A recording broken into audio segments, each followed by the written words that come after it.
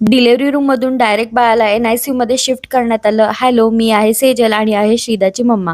आई पण 101 सीरीजमध्ये तुमचं अगदी मनापासून मी स्वागत करते. आत्तापर्यंतच्या झालेल्या एपिसोडमध्ये मी हे सांगितलं की माझी डिलिव्हरीमध्ये माझ्या बाळाने कशाप्रकारे साथ दिली. आता त्यानंतर माझं बाळ जन्माला आलं आणि मला फक्त हिची एक छोटीशी झलक पाहायला मिळाली. तेवढ्यात डॉक्टरांनी मला सांगितलं की बाळाला NICUमध्ये शिफ्ट करावं लागेल. त्या क्षणी माझं मन खूप घाबरलं. तिला अंडर ऑब्झर्वेशनसाठी NICUमध्ये ठेवण्यात आलं.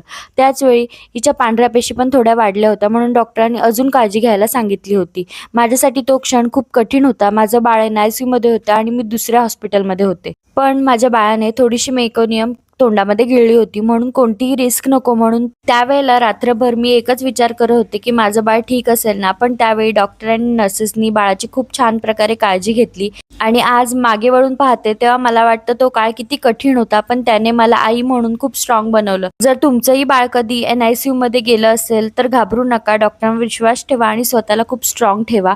पुढच्या एपिसोड्समध्ये मी तुम्हाला सांगणार आहे की NICUमधून बाळ घरी आल्यापर्यंतचा माझा अनुभव कसा होता. तुम्हाला हा माझा अनुभव कसा वाटला ते कमेंट करून सांगा. लाईक करा, शेअर करा आणि चॅनलला फॉलो करा. बाय.